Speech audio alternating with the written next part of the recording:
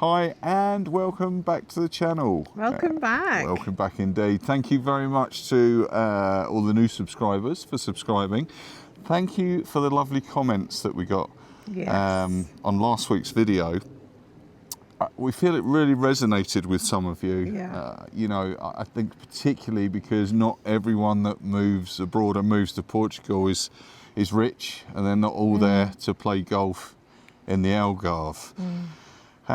Anyway, we are still in the beautiful Slovenia at the moment. As you can see behind us there, we have the Julian Alps, which is in the Triglav National Park, and we are stationed here at the moment. Absolutely stunning place. We're looking at the ski jumps, just as we talked to you, the actual real ski jumps. We will. Maybe I'll stick a shot in there because I think it is relevant to the whole Portugal thing as well. If you're moving, you know, it's a bit like taking a ski jump. There's a little bit of faith involved there. Anyway, so Slovenia, we're still in Slovenia. We are going to do a video at some point of our travels that we've had in these last couple of months or so. Because it's been a fantastic trip. We've just got to get round to putting it all together, and we will share that with you when we get the chance. I think what's been a challenge for us, we've had van breakdowns, obviously we're working, we're shooting videos, we're doing so much while we're on the road. It's been very difficult. I'm trying to have fun. Oh, I'm trying to have fun, let's not forget that. And so it's been very difficult to actually get it all together, but we will do, won't we? Yeah, we will do, So what's been clear from our coaching calls that we do is that some people are very undecided as to where to live. And they need help to go through a process to decide kind of where to start, because there's no point in looking in the Algarve, for example, if your budget is never going to cover the Algarve. No. So we take our clients through a 6-step process, and what we're going to do today is we're going to take you through that 6-step process. So hopefully that will help your decision making if you're not yet decided on where to buy or rent. So let's jump into it. Hey! See what she did there.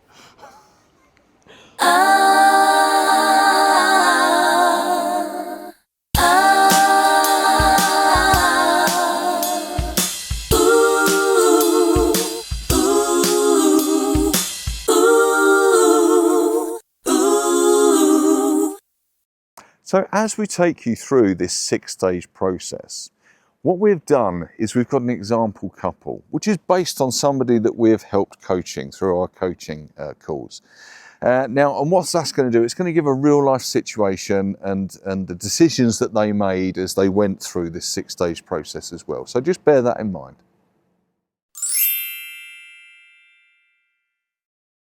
Step 1, get clear on your lifestyle needs.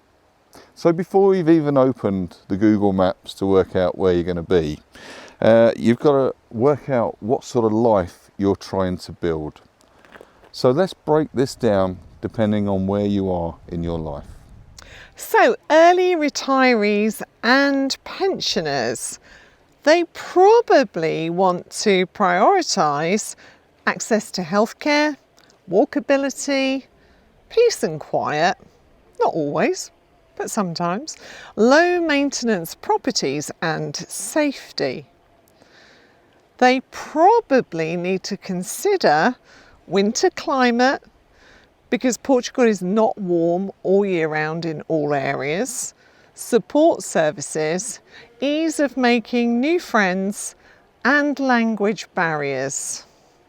Families with children, they probably need to prioritise proximity to international or good local schools, safety, green spaces, and of course activities. Good international schools are not available everywhere, so that immediately narrows down the search zone. They probably also need to consider language support in schools, access to paediatric healthcare, and teenage social life. Working age movers and digital nomads, they probably need to prioritise high-speed internet, community, airport access, co-working and a vibrant local life. They probably need to consider time zones, networking, long-term visa and residency logistics. So we are going to assume we're talking to an early retired couple, and so we are going to jot down their top 3 must-haves. So our couple say they want another adventure and they definitely want peace and quiet. They want a good growing region as they want to be self-sufficient, so they don't mind winter. They do want to be near a good hospital as they both have conditions that need managing. So jot down your 3 must-haves and the 3 things you want to avoid. Keep that list with you as we move through the next steps.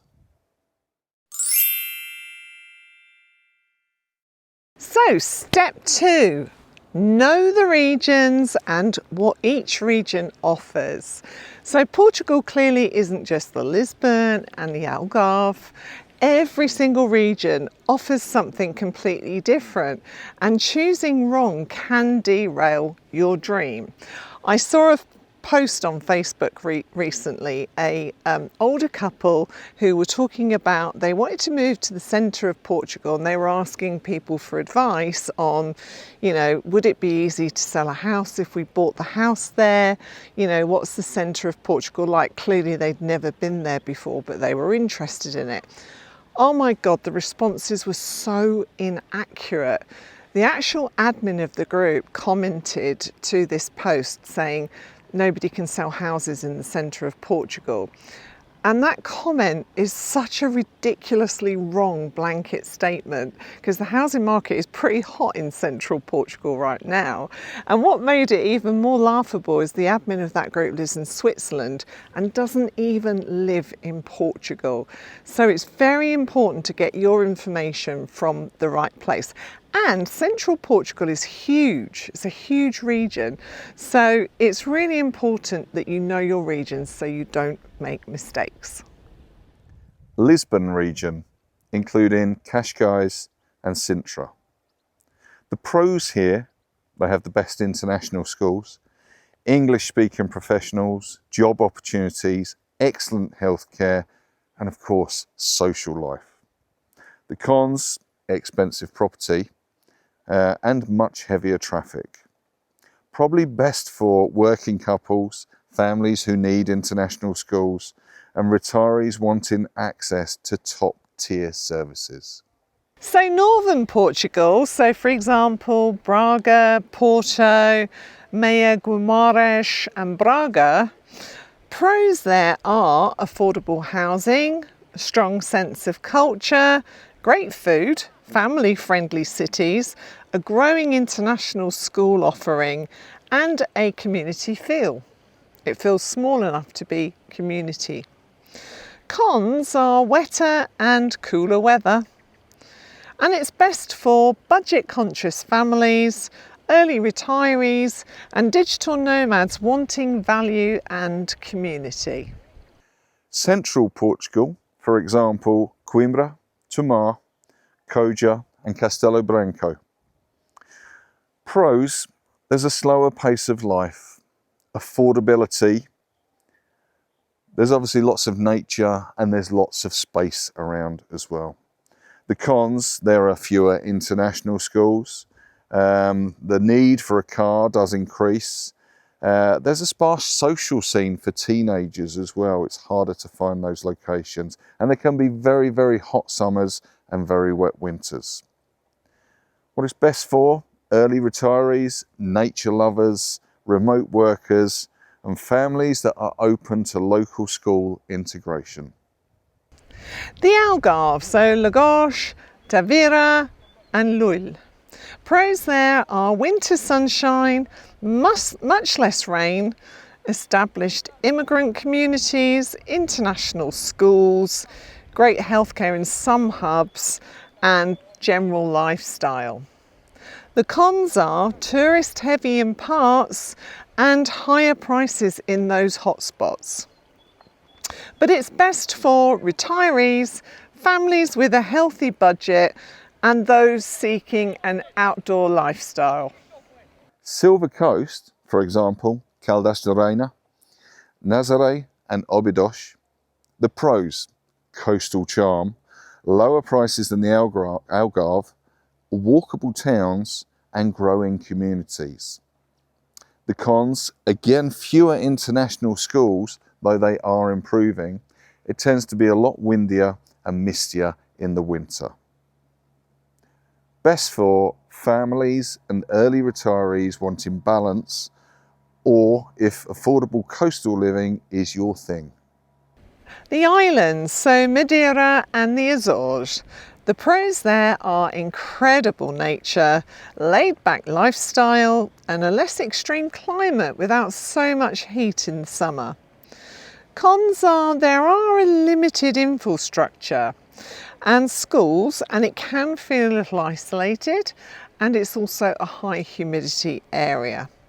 It's best for adventurous retirees or remote workers.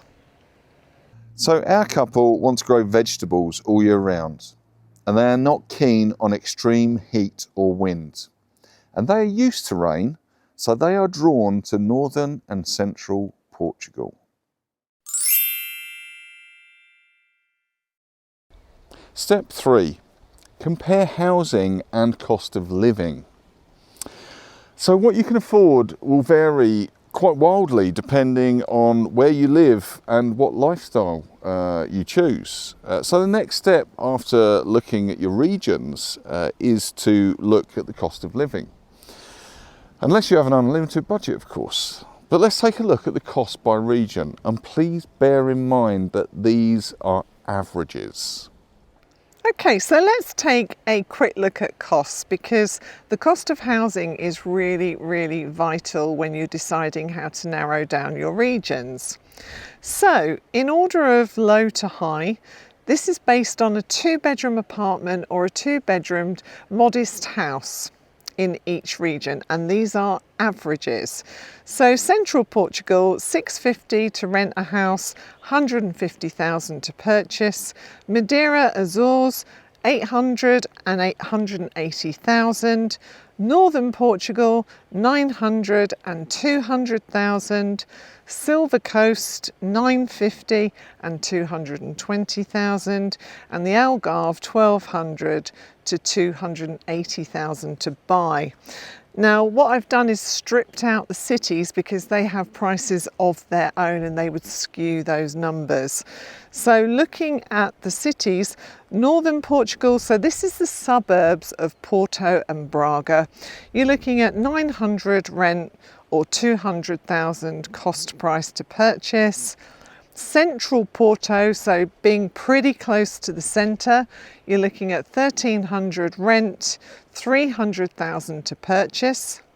Lisbon regional suburbs and Cascais, you're looking at 1,500 to rent and 350 to purchase.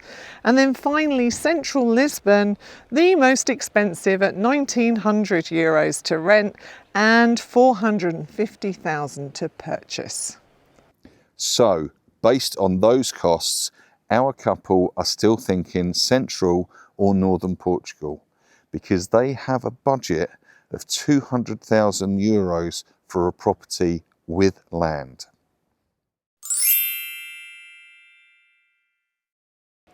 Step 4, check your access to essentials. So make sure that you're not isolated from what really matters to you. So what to check?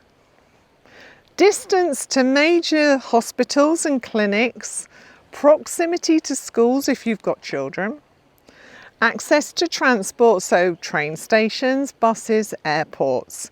And for retirees, access to pharmacies, English-speaking doctors, and for families, extracurricular activities, youth clubs and libraries. So for our couple, they want to be within 2 hours of an airport and with 1 hour of a good hospital, as they both have conditions that need management. For them, that rules out the east of central Portugal, as it's nearly 3 hours to Porto Airport, and they were considering Castelo Branco. They have also now decided Coimbra Hospital seems to have excellent facilities for their conditions. And so that has narrowed down their area to within an hour of Coimbra. We saw a fabulous property in northern Portugal in a place called Sinfãs, next to the Douro. And then we realised that when we were driving to view it, there were so many windy roads. And I actually do suffer with car sickness, and I felt quite sick as we were driving out to view that property. So we realised that this area was really out for us because of the car journeys that we would need to make on a daily basis.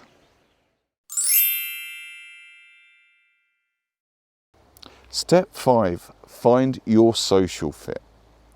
It's true, Portugal is beautiful, but if you feel isolated, then it's not going to work for you long term. So ask yourself, do you want to integrate into Portuguese culture or stay in a mixed community? Do you want to be around lots of other immigrants? Do you need to be near restaurants or places to go? Do you want to walk everywhere, so no car is necessary? Are there people around your age, life stage, or background? Will your children have peers nearby and things to do? And do you speak Portuguese yet? So we wanted to integrate into Portuguese culture. We wanted to actually feel like we lived in another country.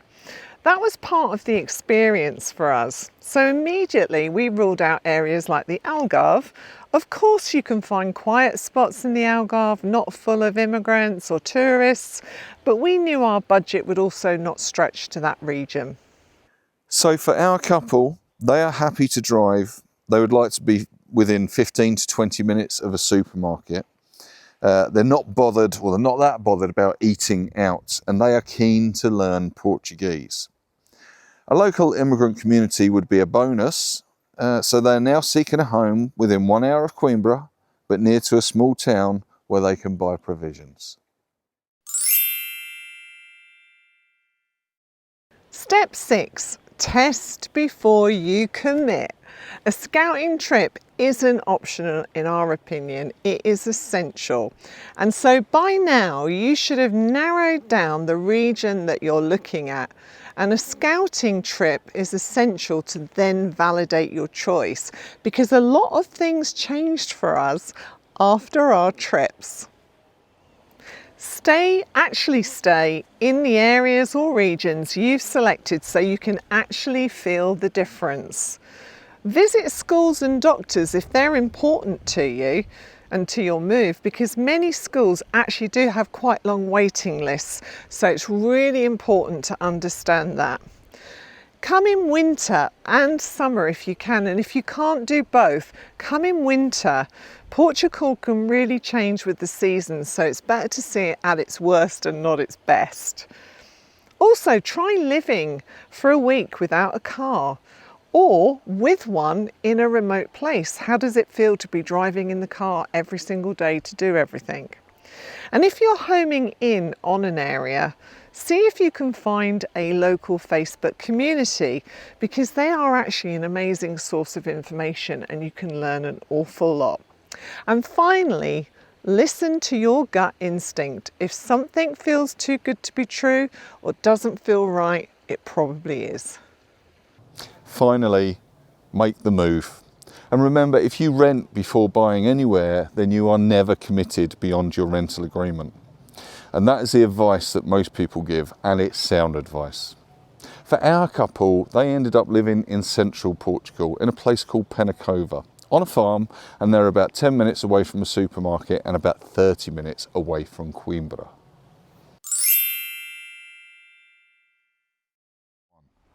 So we hope you like our 6-step process, and we are actually going to do this as a PDF. So if you would like a copy of that PDF, then drop an email to this email address and we will send you one. And if you need any additional help with where to move in Portugal, any questions that you have, you can also book a coaching call. And again, the link is on the screen now as to where to go. So that is it for this week. Thank you very much for watching. Please like, subscribe, comment. As always, it really does help us, and it helps get the channel out there to the right people.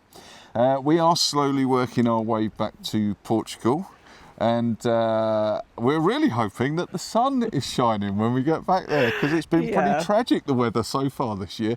So that's it for this week. Not here though. Tragic in Portugal. Oh no, that's what I meant. Yeah, tragic in Portugal. We've absolutely. been chasing the sun. So anyway, that is it for this week. Thank you very much, and thank you. ta-ra for now.